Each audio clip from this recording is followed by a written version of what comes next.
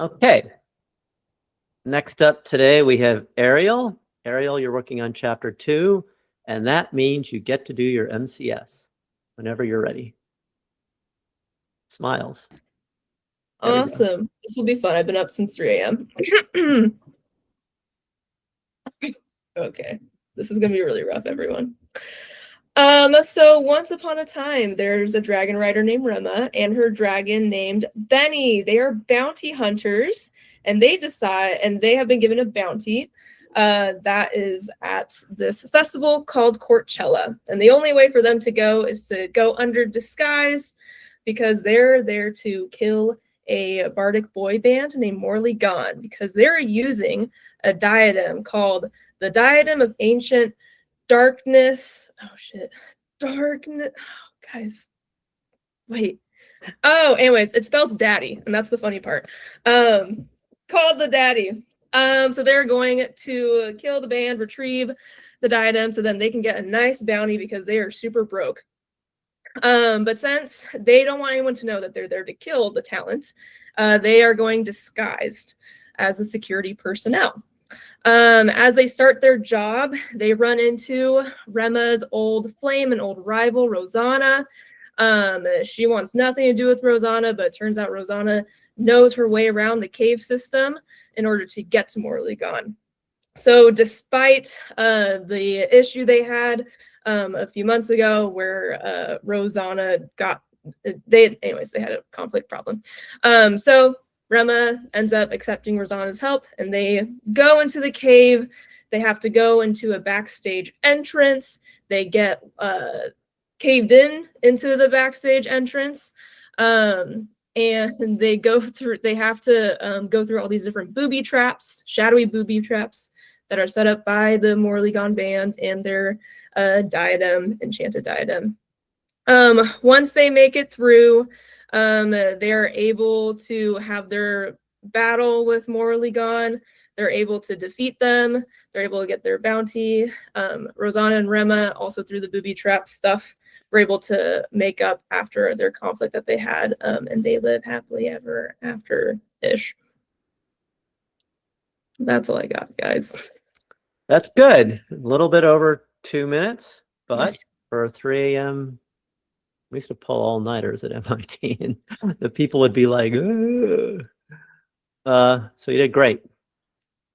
Thanks. I think it's more depressing than a computer basement at 3 o'clock in the morning. Yeah. You did great.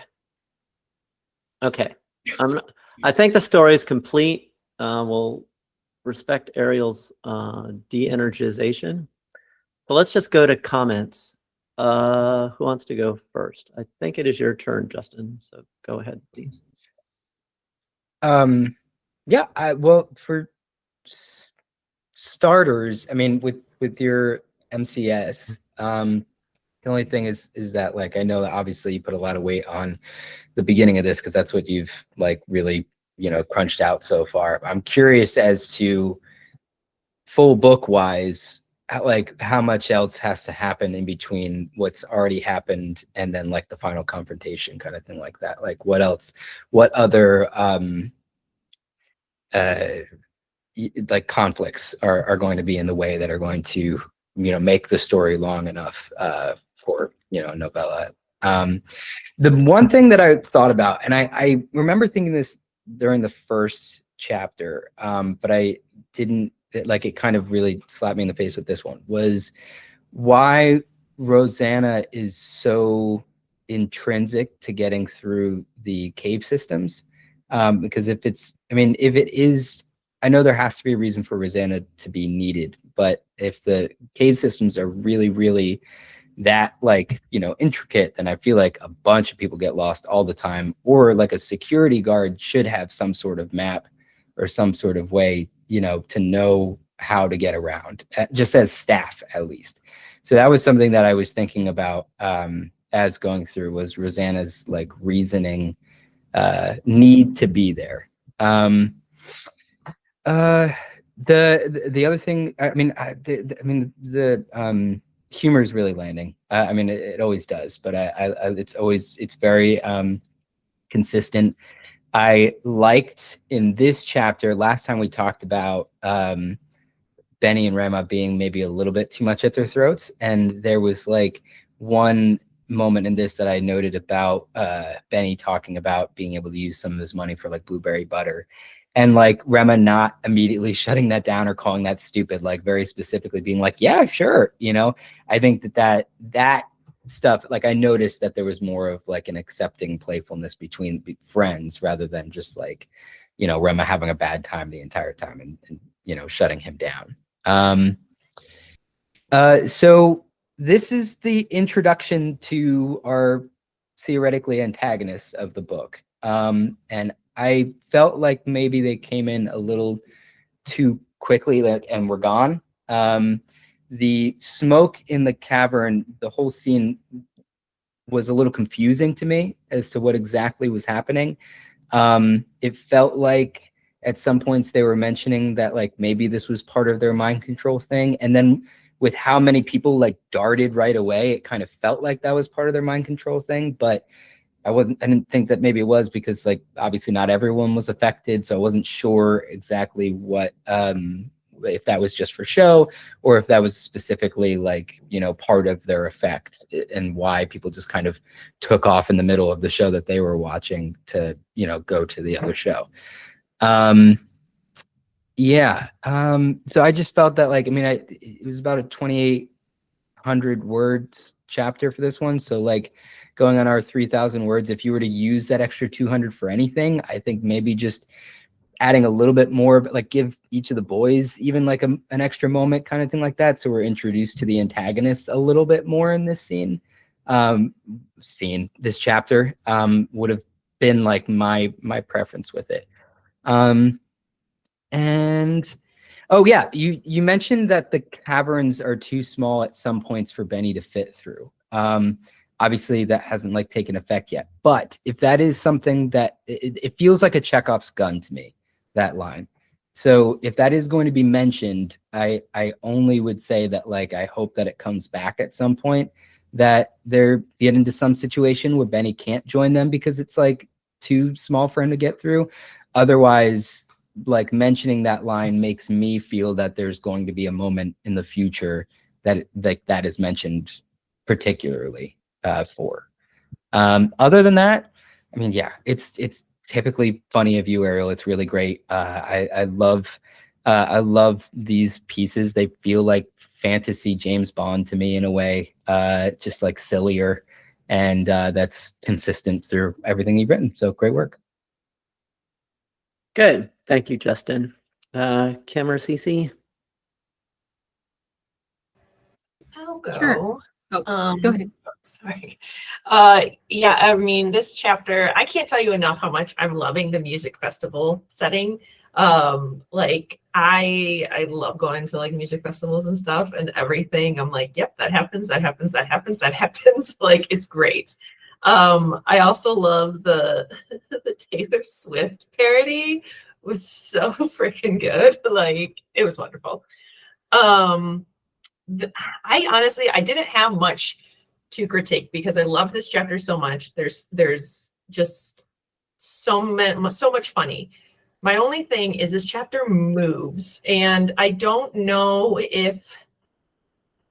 how I feel about that. Like, I almost want it to slow down a little bit because, like Justin said, there is so much going on that I want to have time to enjoy this music festival scenery, to enjoy the banter, to kind of really understand this relationship between Rosanna and Rhema. And maybe that's just me, personal preference, because I do like to spend good quality time with characters I love.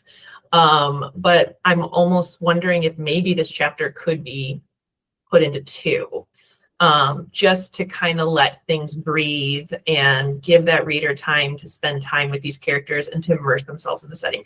Again, I know every writer's different. Some people love those chapters that just move, but I just felt like this one was like I checked the word count because I was like, there ain't no way this girl almost hit through 3,000 words. And then you did. I was like, oh, like this chapter felt like it was not like it just moved right through. So, and it was great, but I wanted more time. That was my only critique. A trenchant critique. I mean, it's, you know, I just got to say, counterpoint one thing you said. Everything you said was great, except for some writers like to go fast, some writers like to go slow. Doesn't matter, right? What matters is whether the reader is smiling and happy and comfortable and enjoying themselves. So if you feel as a reader, Ken, that she was moving too fast, or Justin feels it was confusing, that's something to pay attention to. Cece.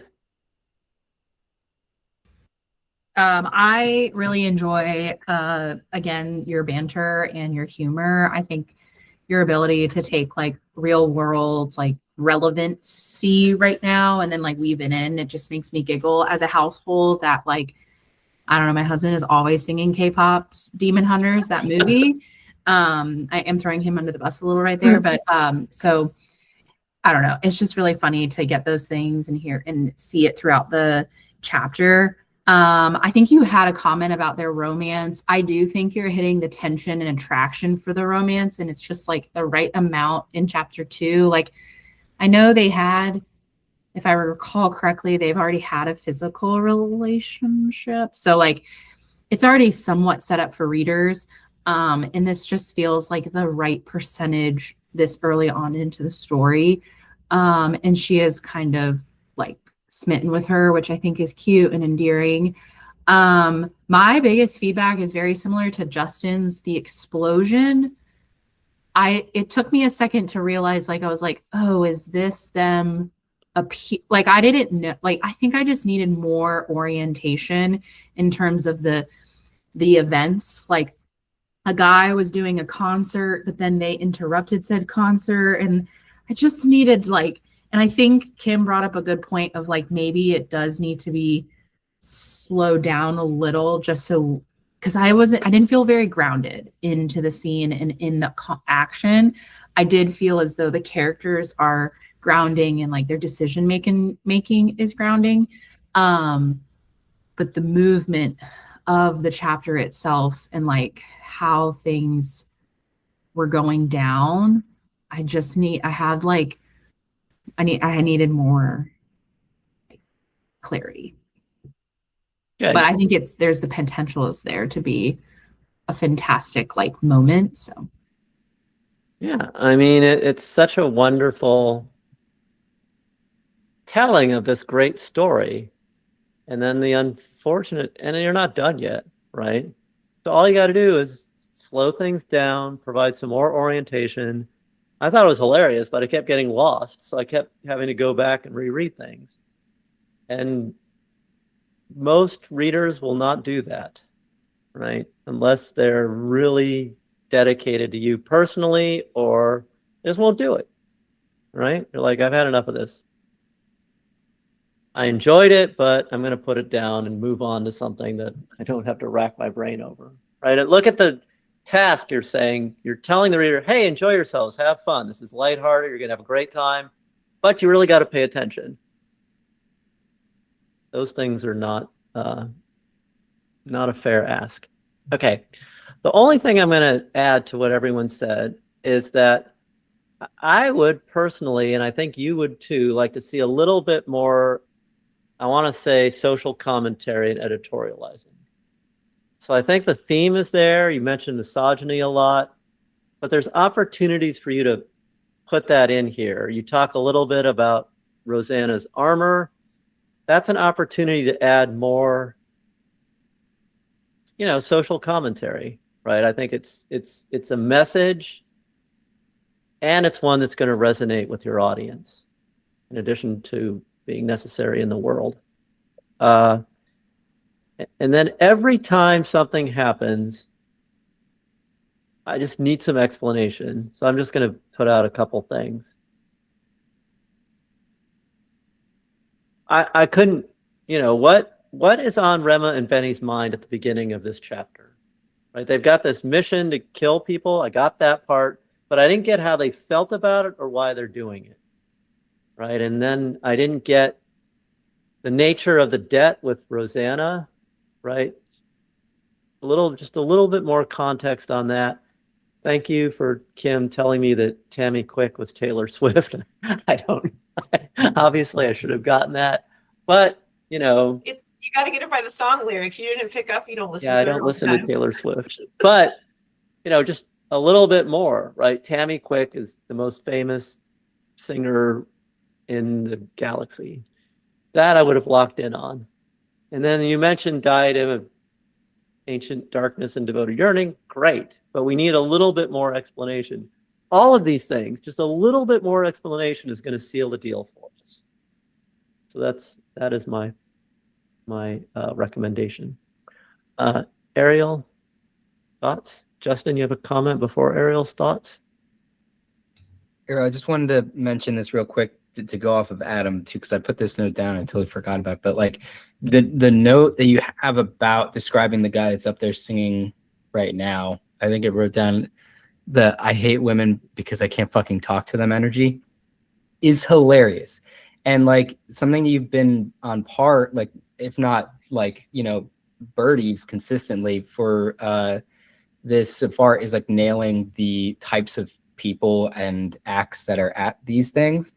I almost wonder if, because like, you know, if you decide to kind of slow this down, like you've already implemented this like really funny, you know, because there's always at least one neckbeard act like at a, you know, at a thing like this. Like there's a couple different options for you to go with, like with the misogyny stuff too, of just like there's, you know, oh, this dude who's like the worst and totally hates women, but like people are kind of just jamming to it anyway. Like, you know, I just think that like there's a lot of opportunity here that you've already set up.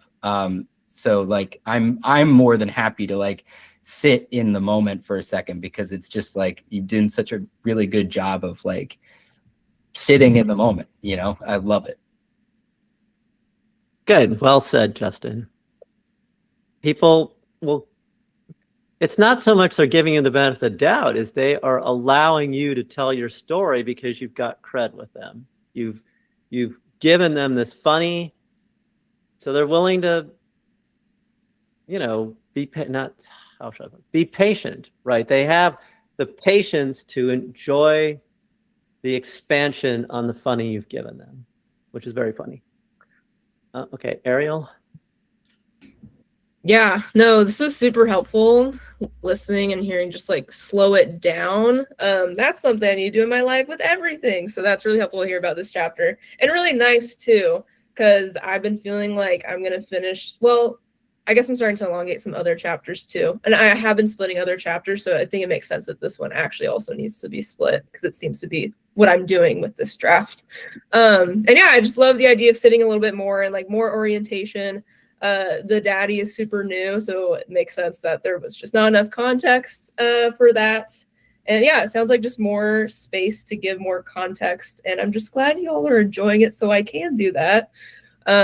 Cool. So I will definitely do that. That sounds very fun to do.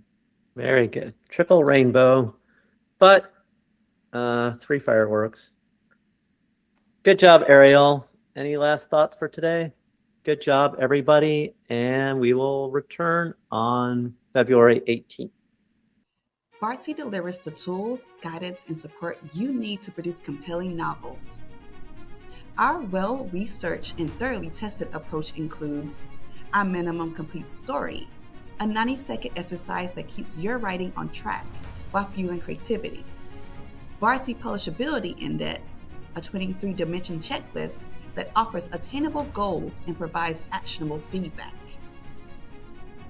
And our brand new comprehensive character developer that helps you construct unforgettable characters. Come see for yourself at Bartsy.com today. Try our workshop or enter our first chapter contest. Then, when you're ready, Elite Membership delivers writing groups, personal coaching, and a curated community. With Bartsy, your work will captivate everyone, from agents to publishers, and, most importantly, your readers.